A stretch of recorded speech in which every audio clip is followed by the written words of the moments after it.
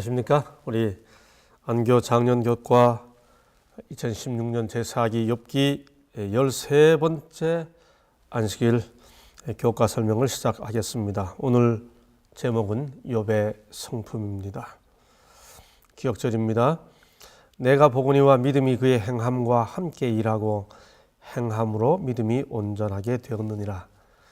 그 유명한 야고보 2장 22절이 기억절로 채택된 것은 아마도 이 기억절이, 이 성경절이 욥의 성품을 잘 설명한다고 생각했기 때문이겠죠. 요일별 소재입니다. 우수 사람, 젖으로 내 발자취를 씻으며 마음과 눈, 반석 위에 지은 집, 하나님의 각종 은혜. 이 요일별 소재를 가지고는 욥의 성품에 대한 설명이 얼른 잡히지가 않으시죠. 네, 그래서 제가 요일별 소재 제목을 다음과 같이 바꾸어 보았습니다. 첫 번째 나타내는 욥의 성품, 하나님 앞에 순전한 사람. 두 번째 욥의 성품, 사람을 사랑하고 존중하는 사람. 세 번째 욥의 성품, 마음의 동기가 깨끗한 사람. 네 번째 욥의 성품, 신행 일치의 사람. 다섯 번째, 이런 모습으로 하나님께 영광을 돌리는 사람. 이렇게 요일별 소재를 그 내용을 따라 정리해 보았습니다. 이렇게 정리하고 나니까 교과 공부 다 하신 것 같죠? 예. 사실 앞에 나오는 이 제목으로 설명하려고 하는 내용들이 이 내용들입니다. 이제 그것들을 하나씩 살펴보겠습니다. 일요일 소재, 우수 사람. 제가 바꾼 제목으로 욥의 성품 1, 하나님 앞에 온전한 사람. 우리가 욥기를 시작하면서 욥기 1장 1절에서부터 욥에 대해 설명하고 있는 내용을 살펴보았죠. 우리가 제2과에서 살펴보았었습니다. 우수 땅에 욥이라 불리는 사람이 있었는데 그 사람은 순전하고 정직하여 하나님을 경외하며 악에서 떠난 자더라. 이 똑같은 내용이 1장 8절에 하나님의 입을 통해 하나님이 직접 하시는 말씀으로 똑같은 내용이 다시 한번 반복되죠. 첫째 순전하고, 둘째 정직하고, 셋째 하나님을 경외하며, 넷째 악에서 떠난 자더라. 이렇게 되어 있습니다. 여기 욥은 순전한 사람이었습니다. 히브리어 탐이라고 하는 이 단어는 헬라어 텔레오스에 해당이 되는데, 여기 순전하다라고 하는 이 말은 예수님처럼 완전히 죄 없다는 뜻이 아닙니다. 그래서 종종 이 단어는 perfect라고 하는 단어보다는 full grown, 장성했다, mature, 성숙했다 하는 것으로 번역하는 것이 더 옳다 하는 겁니다. 욥은 예수님처럼 죄 없이 완전히 퍼펙트한 사람은 아니었지만은, 그러나 그는 정말 장성한 분량에 이르는 사람이었고 아주 성숙한 사람이었습니다. 두 번째, 그는 정직한 사람이었습니다. 야샤르라고 하는 이 히브리어는 straight, 고든, 혹은 고른, 혹은 의로운, 바른 그런 뜻입니다. 사람이 아주 고든 거죠. just and right, 고르고 의롭고 바른 사람. 사술이 없어요. 음험하지 않습니다. 뒤에 뭐가 이렇게 꼬인 게 없어요. 이제 그런 사람이죠. 세 번째, 하나님을 경외하는 사람입니다. 이 말은 구약에서 신실한 이스라엘 백성이 된다는 것이 무엇인지를 설명하는 겁니다. 하나님을 경외하는 사람, 신실한 하나님의 백성이 된다고 하는 뜻이죠.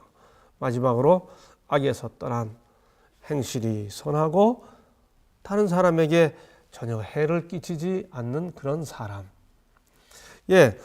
그러므로 이 맨 처음 시작하면서 설명되는 이 욥의 성품은 정말 하나님 보시기에 순전한 사람이었습니다. 그래서 교육 155쪽에는 하나님도 인정하신 욥이지요.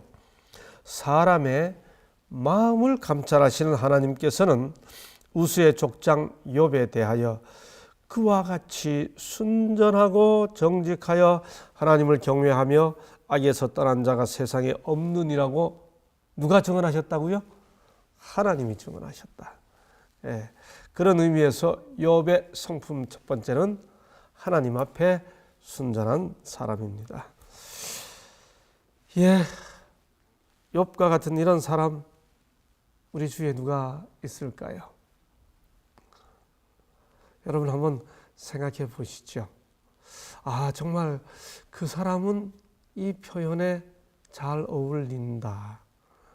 만약에 욥기의 기록이 이 교과책의 제안처럼 욥에 관한 기록이 아니고 우리 자신들에 관한 기록이라면 욥기는 어떻게 기록될 수 있을까요? 욥기가 아니고 홍길동이면 길동기 뭐 이렇게 되겠죠. 어떻게 기록될 수 있을까요? 1장 1절에서 어떤 저자는 그렇게 쓸 수 있어요. 그런데 1장 8절처럼 하나님께서 내 종 욥을 위하여 보았느냐? 하고 하나님이 직접 증언하시는 그 일은 고스란히 드러나지 않습니까? 그런 의미에서 욥에게 비추어 본 우리의 모습은 어떠한가요? 두 번째 월요일 소재입니다. 제목은 저주로 내 발자취를 씻으며. 제가 제목을 좀 바꿨습니다. 욥의 성품 2, 사람을 사랑하고 사람을 존중하는 사람. 욥기 29장을 보면 욥이 고난을 받기 시작하기 이전에 자기 삶에 대해 회고하는 내용이 나옵니다. 그가 이렇게 말하지요. 내가 하나님이 나를 보호하시던 날에 지내던 것 같이 되었으면 하나님이 나를 보호하시던 날에 지내던 것 같이 되었으면 지금 욥은 고난을 당하고 있는 중이잖아요. 그래서 맨 처음 욥기 1장 고난이 시작되기 이전에 자기 삶을 하나님이 보호하시던 날이라고 표현합니다. 그때는 그의 등불이 내 머리에 빛이었고 나의 강정하던 날과 같이 지내었으면 또 그렇게 말합니다.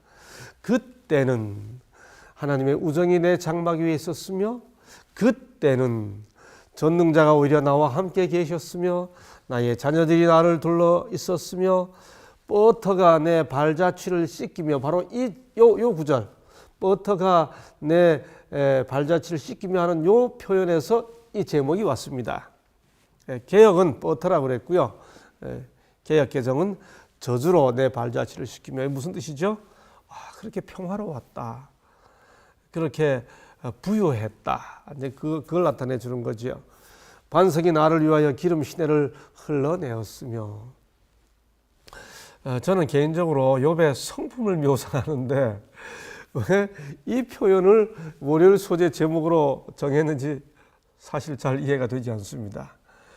이번 주 총 주제가 욥의 성품이면 욥의 성품을 나타내 주는 그 구절의 어떤 표현을 소제목으로 잡아야지 왜 이전에 잘 살았고 평안했던 아주 부유했던 저주로 내 발자취를 씻기며 하는 이 부분을 욥의 성품을 설명하는 월요일 소재 제목으로 잡았는지 제가 잘 이해가 되지 않아요. 아무리 생각해봐도.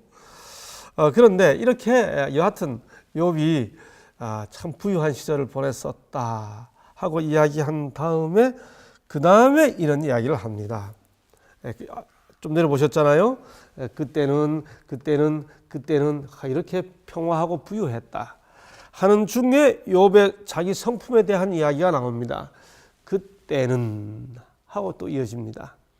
환난 받기 이전 그때는 내가 나가서 성문에 이르기도 하며. 여러분 구약 시대에는 누군가 성문에 나가 앉았다 하는 말은 그 마을에 유지가 됐다는 뜻입니다. 우리가 창세기 19장 1절에 보면 또 롯이 성문에 나가 앉아 있다가 두 천사를 맞이하죠.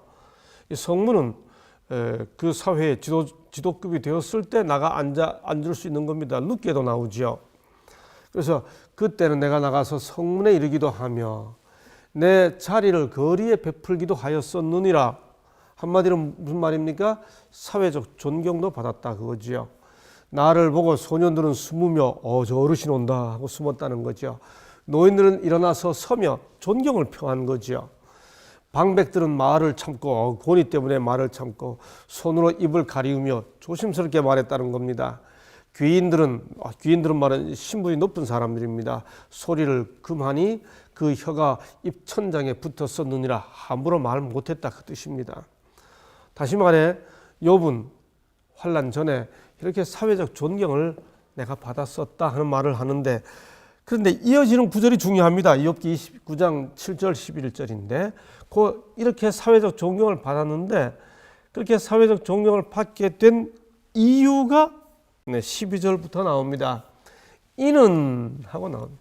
바로 이 부분이 욥의 성품을 나타내주는 표현입니다.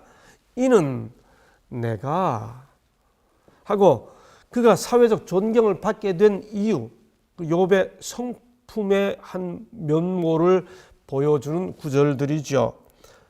부르짖는 빈민과 도와줄 자 없는 고아를 건졌습니다. 망하게 된 자도 나를 위하여 복을 빌었으며, 왜요? 욥이 도와줬으니까. 과부의 마음이 나로 인하여 기뻐 노래하였었느니라. 이는 내가 의로 옷을 삼아 입었으며 나는 소경의 눈도 되고 절뚝발이의 발도 되고 빈궁한 자의 아비도 되며 생소한 자의 일을 사실하여 이렇게 재판하여 주었으며, 그 다음 불의한 자의 어금니를 꺾고 그 이 사이에서 겁탈한 물건을 빼어 내었었느니라. 여러분, 여기에서 우리 욥의 성품을 볼 수 있는 거죠. 자, 이렇게 부유하던 때에도 이렇게 사회적 존경을 받게 되었던 것은 바로 이렇게 사람들을 사랑하고 사람들을 소중하게 여겼기 때문이라는 겁니다. 이게 바로 욥의 성품을 드러낸다는 거죠. 예, 여러분, 사람이 여유가 있고 돈이 있다고 다른 사람을 도와줄 수 있는 게 아니죠. 그의 성품이 사람을 사랑하고 사람을 존중하는 성품이 있어야 사람을 도와주죠. 그런 성품이 없으면 돈이 있고 사회적 지위가 높고 그 다음에 여유가 있을수록 다른 사람들을 압제하죠. 그래서 제가 우리 교과책에는 화요일 소재에 포함되어 있습니다만은 제가 보기에 화요일 소재에 포함되는 어떤 내용이 월요일 소재에 속해 있어야 그 흐름이 흐르기 때문에 제가 그 화요일 소재 내용을 월요일 소재로 옮겼습니다. 사람에 대한 이야기거든요. 욥의 성품이 어떠한지를 드러내주는 굉장히 중요한 내용이 화요일 소재에 나타나 있습니다. 사람과 관련해서 여기 보시죠. 31장 13절로 15절에서 욥이 한 말입니다. 남종이나 여종이 나로 더불어 쟁변할 때에, 욥이 종들하고 이야기할 때 혹은 말다툼하게 됐을 때 쟁변, 서로 이거냐 저거냐 하고 따지게 되었을 때 뭐 그런 뜻이겠죠. 내가 언제 그의 사정을 멸시하였던가. 여러분, 예나 지금이나 이 주인들이 종들하고 이야기하면 종들이 무슨 문제 이야기해서 얼른 그대로 고분고분하지 않으면 너가 뭐 이렇게 하기 쉬운 게 인간의 성정이죠. 더더군다나 고대 사회에서는요. 멸시하였던가 그리하였으면 하나님이 일어나실 때에는 내가 어떻게 하겠느냐? 하나님이 국문하실 때에는 내가 무엇이라 대답하겠느냐? 여러분, 욥의 그 다음 진술은 정말 놀랍습니다. 나를 태 속에 만드신 자가 그도 만들지 아니하셨느냐? 우리를 뱃속에 지으신 자가 하나가 아니시냐? 와, 여러분, 욥의 이런 인식, 인간의 기본적 평등권에 대한 욥의 놀라운 인식입니다. 욥의 사실 이런 표현은 오늘날 현대인들도 정말 그 고대 사회에 살았던 주인 욥, 큰 부호 욥의 그 종들에 대한 이런 인식은 오늘날 현대인들도 따라가지 못할 만큼 놀라운 인식이 있죠. 나를 태 속에 만드신 자가 그도 만들지 아니하셨느냐. 우리를, 종과 자기를 우리라고 그럽니다. 우리를 뱃속에 지으신 자가 하나가 아니시냐. 와, 욥 정말 훌륭한 인물이지요. 그런 의미에서 욥은 오늘날 우리 현대인들도 따라가지 못할 만큼의 정말 아주 근본적인 창조의 원리에 근거한 윤리의식, 인권의식을 가지고 있었던 것입니다. 그에게는 보세요. 남종에게만 그렇게 한 거 아닙니다. 여종이 나로 더불어 그 시절에 벌써 여종에 대해서 그와 하나님이 그도 만들었고 나와 그가 다 하나다. 성차별 의식이 전혀 없었습니다. 여러분, 오늘 이거 우리가 이 여성들에게 사실 이 투표권, 참정권이 주어진 게 지금 100년이 겨우 넘었습니다. 그런데 욥은 이미 이때 이렇게 여종을 향해 이렇게 말한 것이죠. 성차별 의식이 전혀 없었습니다. 뿐만이 아니죠. 신분차별 의식이 전혀 없었습니다. 그야말로 인간이 가지고 있는 하나님께서 남녀를 창조하시고 모두를 다 동일하게 창조하신 그 인간의 기본적인 인권에 대해 존중하는 성품을 가지고 있었습니다. 오늘날 남들과 조금 다른 경제적 이 권한을 쥐고 있으면 그렇지 못한 사람들을 멸시하고 조금 높은 이 사회적 지위를 가지고 있으면 그거 가지고 이 시위하고 오늘날 우리 사회가 그런 모습 때문에 얼마나 고통 겪고 있습니까?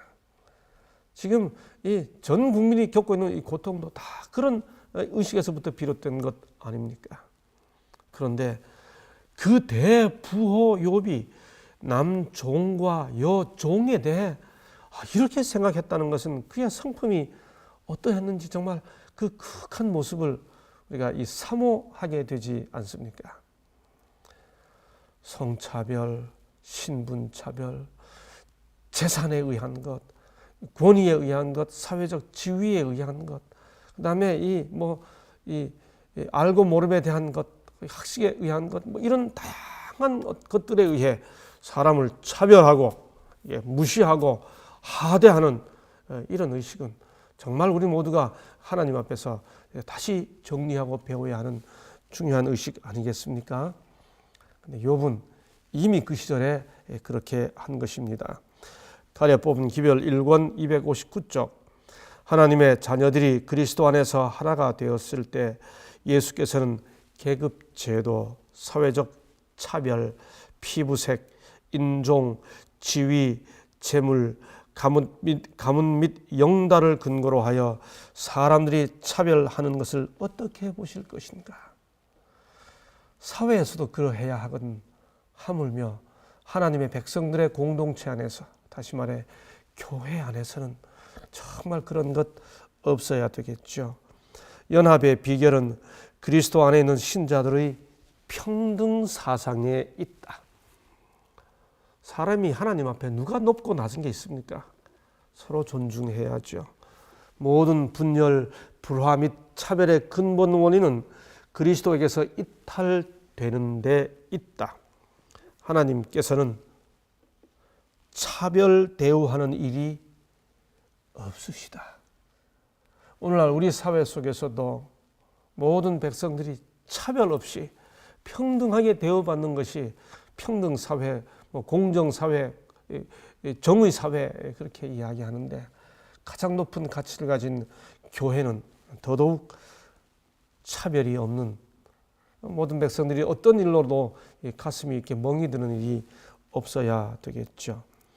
하나님의 아들과 딸들 257쪽 그래서 욥에게 배우라 그랬습니다. 부모들은 굳은 신념과 헌신의 교훈을 우수 사람으로부터 배우면 좋을 것이다. 욥은 그의 가정 밖에 있는 사람들에 대한 의무를 등한히 하지 않았다. 그는 다른 사람들에 대해서 너그럽고 친절하고 사려 깊은 관심을 갖고 있었고 동시에 자신의 가족들의 구원을 위해 열렬히 노력하였다. 정말 사람을 사랑하고 사람을 존중하는 성품, 그것이 욥이라는 사람의 모습이었습니다. 화요일 소재입니다. 욥의 성품 세 번째, 제목은 마음과 눈인데요. 제가 제목을 바꿨습니다. 마음의 동기가 맑고 깨끗한 사람. 욥의 성품 세 번째. 그것을 이해하기 위해서 우리는 욥기 31장 1절로 9절을 우리가 본문으로 보게 되는데요. 거기 참 재미있는 표현이 있습니다. 내가 내 눈과 언약을 세웠나니. 욥이 그렇게 말합니다. 여러분, 우리가 범죄하게 될 때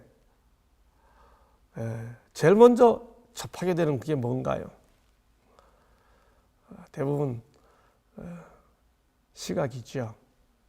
주님께서 그래서 뭐라고 말씀하셨습니까? 오른 눈 범죄하면 그 눈을 빼버리고. 제가 아주 어릴 때 배운 성경학교에서 배운 노래 있습니다. 오른 눈 범죄하면 그 눈을 빼버리고 한 눈만 가지고도 저 천성 향해 가리. 뭐 그런 노래 있었죠. 여러분, 이거 과장법입니다. 만약 우리 중에 정말 예수님 말씀대로 그래서 문자 그대로 실천해 가지고 오른손 범죄하면 그 손을 끊고 오른눈 범죄하면 그 눈 빼버리고 하면 아마 일주일도 되지 않아 우리 중에 몸 성한 사람 아무도 없을 겁니다. 다 피 철철 흘리면서 만나야 되겠죠. 여하튼 인간이 이렇게 봄으로써 탁 뭔가 봄으로써 제일 먼저 유혹을 받지 않습니까? 그래서 욥이 뭐라고 결심했는가? 자기 눈과 언약을 세웠다고 말합니다. 읽어볼까요? 내가 내 눈과 언약을 세웠나니 어찌 처녀에게 주목하랴. 예수님의 산상보훈 생각이 나시죠? 언제 나의 행위가 허탄하였으며 내 발이 괴휼에 빨랐던가? 언제 내 걸음이 길에서 떠났던가? 언제 내 마음이 내 눈을 따라갔던가? 바로 이 구절에서 마음과 눈이라는 제목을 따왔습니다. 그 다음, 언제 내 마음이 여인에게 유혹되어 이웃의 문을 엿보아 기다렸던가? 그렇게 안 했다는 겁니다. 욥이. 그렇게 안 하게 된 게 뭐냐? 내 마음으로 내 눈과 언약을 세우고 그렇게 안 하겠다고 했다는 거죠. 욥은 이렇게 자기가 보는 것마저도 어쩌다가 눈에 딱 보이는 것 아예 안 보려고도 생각하고 어쩌다 눈에 본 것마저도 안 따라가겠다고 언약을 세웠다는 거죠. 그런 의미에서 이런 표현 속에서 발견하게 되는 욥의 성품은 마음의 동기가 맑고 깨끗한 사람이라고 하는 겁니다. 여러분, 욥의 이 표현을 통해서 오늘날 정말 수많은 시각을 통해서 이렇게 유혹을 받게 되고 범죄하게 되는 우리들이 욥처럼 눈과 언약을 세울 필요가 있겠죠? 안 보려고 언약을 세우고요. 눈에 들어와도 마음이 그 눈을 안 따라가겠다고 언약을 세우는 정말 그런 마음, 그런 마음을 가진 사람이죠. 만일 내 걸음이 길에서 떠났거나 내 마음이 내 눈을 따랐거나, 이제 이해되시죠? 내 손에 더러운 것이 묻었다면 내가 심은 것을 타인이 먹으며 나의 소출이 뿌리채 뽑히기를 바라노라. 여러분, 욥의 성품에서 우리 배워야 할 것도 있죠? 나쁜 거 안 보겠다고 결심하고 눈에 들어와도 내 마음이 따라가지 않겠다고 결심하는 것, 언약하는 것 정말 필요하겠죠. 욥의 고백에 나타난 의미는 그러므로 욥의 행위뿐만 아니라 그의 마음과 생각과 동기까지 욥이 참 하나님과 함께 살아가려고 그렇게 그런 마음을 가지고 있던 내적 동기가 그렇게 되어 있던 사람인 것을 알게 됩니다. 우리 하나님은 중심을 보는 신이시죠. 우리 하나님은 우리의 내적 동기를 가리켜 탐내지 말라고 말합니다. 예, 10계명에 다 9째 계명이 다 겉으로 우리가 뭘 하지 말라고 했지만은 마지막 10번째 계명은 마음의 이야기죠. 탐내지 말지니라 합니다. 주님이 말씀하시죠. 마음에 이미 생각으로. 그러니까 욥처럼 눈과 함께 언약을 맺을 필요가 있는 거죠. 이제 수요일 소재입니다. 욥의 성품 네 번째. 제목은 반석 위에 지은 집인데 저는 그것을 신행일치의 사람이라고 욥의 성품을 설명합니다. 교과책은 욥기 31장 24절로 34절을 읽어보라고 그랬습니다. 읽어보니까 이런 내용이 있습니다. 내가 언제 금으로 내 소망을 삼고 정금으로 너는 내 의뢰하는 바라 하였던가. 내가 언제 재물의 풍부함과 손으로 얻은 것이 많음으로 기뻐하였던가. 내가 언제 태양의 빛남을 보고 내 마음이 유혹되어 내가 언제 안 했다는 거지요. 이런 일 안 했다는 겁니다. 내가 금으로 소망을 삼은 일 안 했고 재물의 풍부함으로 기뻐하지 않고 그렇게 안 했다는 겁니다. 이게 무슨 뜻인가? 여러분, 욥이 그렇게 이전에 정말 이렇게 안 하고 살았었기 때문에 단지 하나님을 믿는다 말로만 하지 않고요. 실제로 이렇게 살았었기 때문에 욥에게 고난이 다가오죠. 욥의 고난이 다가오고 그 고난 중에서도 그의 아내가 당신 이러고도 하나님 믿겠느냐고 하나님을 욕하고 죽으라고 말합니다. 정말 감당하지 못하는 너무나 무서운 시련이 다가왔는데 핵심이 하나님을 욕하라고 이런 시험이었는데 욥이 그 시험을 이겨내죠. 욥이 이렇게 이 엄청난 시험도 이겨냈던 그 힘이 어디서부터 비롯되었느냐 하는 거죠. 바로 그 힘이 그 이전에 이렇게 살지 않았던 충성하며 순종했던 그 이전 세월이 준 믿음과 성품의 힘으로 이런 시험들, 많은 시험들이 닥쳐오고 마지막으로 하나님을 욕하라고 하는 그 시험도 이겨낼 수 있었다는 겁니다. 예, 그래서 교과책은 마태복음 7장 22절로 27절을 읽어보라고 합니다. 누구든지 나의 이 말을 듣고 행하는 자는 합니다. 욥이 고난이 시작되기 이전에 하나님의 말씀을 듣고 정말 금을 의지하지 않고 자신의 재산을 의지하지 않고 하나님을 섬기는 믿음과 행함이 일치된 그런 삶을 살았었기 때문에 고난이 닥쳐온 그 현실 앞에서도 무너지지 않고 하나님을 여전히 신실하게 섬길 수 있었다는 겁니다. 다시 말해 욥의 성품이 그 주처가 반석 위에 놓여 있었다는 것입니다. 욥의 이 고난, 이 엄청난 고난을 이겨낸 욥의 그 큰 승리는 그 이전에 작은 승리들을 먼저 거두었기 때문에 가능했다는 거죠. 작은 일에 타협하지 않고 옳음을 고수하는 그의 충성스러움.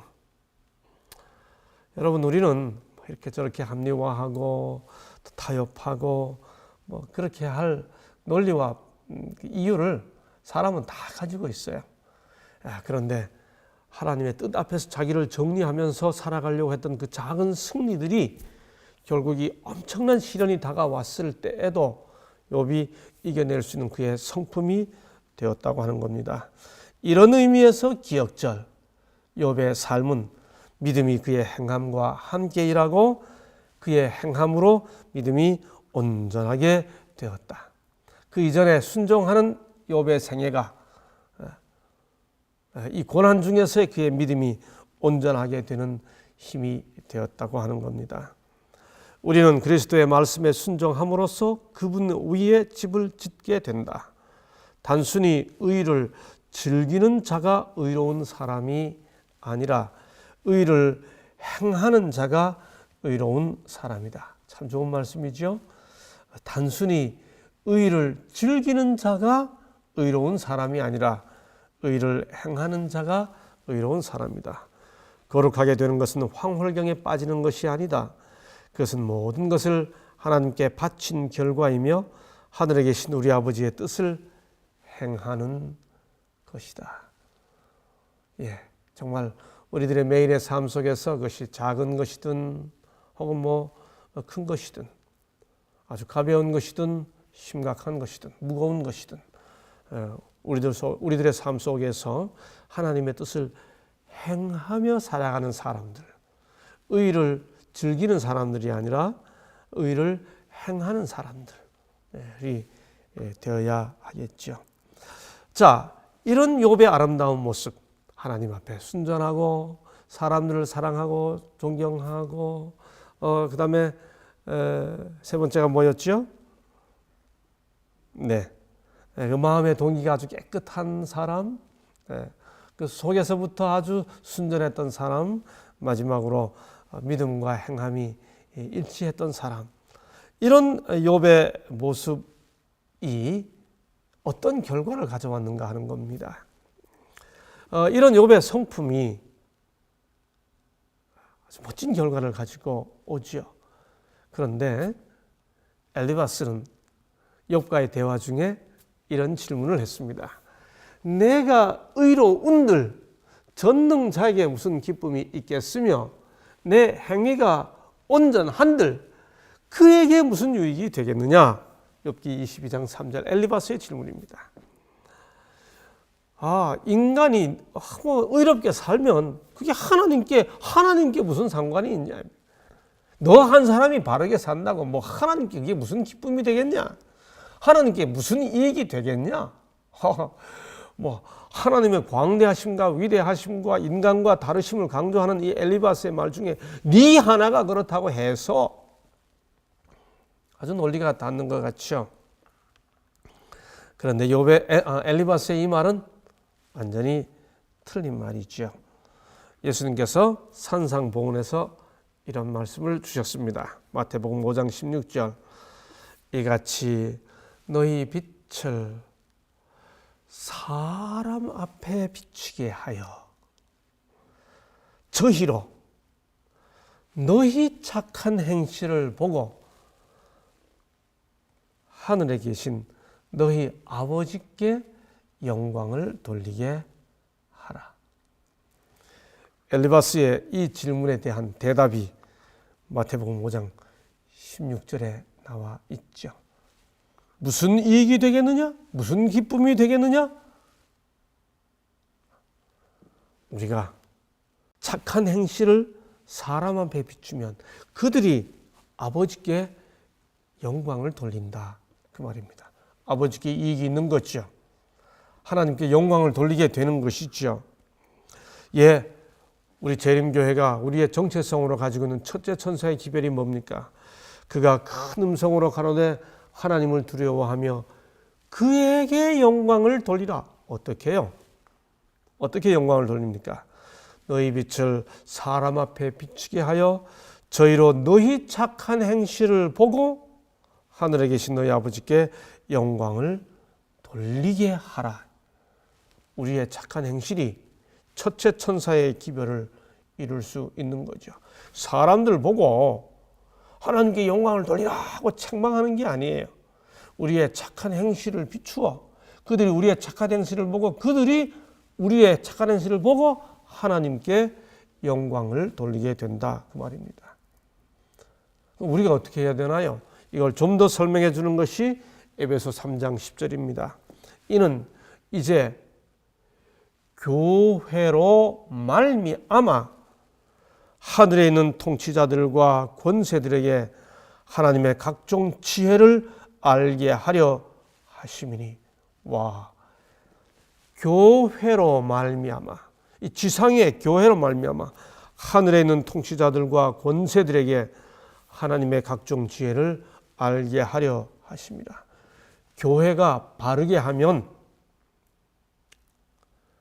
우리가 착한 행실을 보이면, 우리가 선하면, 우리가 의로우면, 우리가 온전하면 하나님께 기쁨이 되고 하나님께 이익이 되는 거죠. 하나님의 그러한 형상이 인간에게 재현되어야 한다. 하나님의 영광, 그리스도의 영광은 당신의 백성의 품성을 온전케 하는 것과 관련이 있다. 교회의 사명입니다. 교회는 사람을 구원하기 위해 하나님께서 세우신 기관이다. 교회는 봉사를 위하여 조직되었으므로 그 사명은 온 세상에 복음을 전하는 것이다. 태초부터 하나님은 당신의 교회를 통하여 이것입니다. 너희로 착한 행실을 사람 앞에 비치게 하여 교회를 통하여 당신의 충만과 풍족을 온 세상에 나타내시려고 계획하셨다. 욥의 품성이 하나님께 영광이 된 것입니다. 하나님께서 어둠에서 불러내고 그의 귀한 빛 가운데 들어가게 하신 교인들은 하나님의 영광을 나타내어야 한다. 마지막 소재입니다. 우리는 이런 욥의 모습에서 믿음으로 말미암는 의를 배우게 됩니다. 결국 욥의 생애는 성화된 생애의 한 샘플이 되었죠. 모든 사람으로 더불어 화평함과 거룩함을 좇으라. 이것이 없이는 아무도 주를 보지 못하리라. 너희는 거룩하라. 이는 나 여호와 너희 하나님이 거룩함이니라.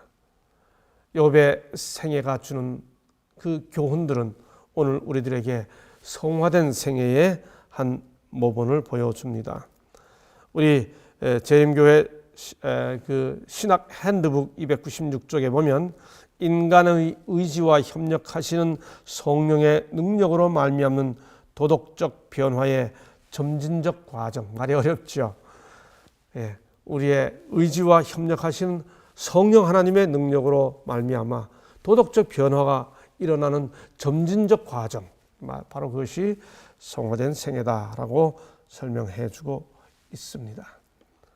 이제 욥기를 한과 남겨두고, 금년은 욥기 마지막 기가 14과까지 있습니다. 이 13째 안식일에 우리는 욥의 성품에 대해서 배웠습니다. 하나님 앞에 순전한 사람, 사람을 사랑하고 존중하는 사람, 그 마음의 동기가 정말 맑고 깨끗한 사람, 그리고 마지막으로 네 번째 참으로 곧은 사람이었죠. 그가 하나님께 정말 영광을 돌리고, 그리고 네 번째 신행일치하는 모습을 통해 하나님께 영광을 돌리고, 정말 성화된 생애의 모본을 보여주었던 그런 사람이 욥이었습니다.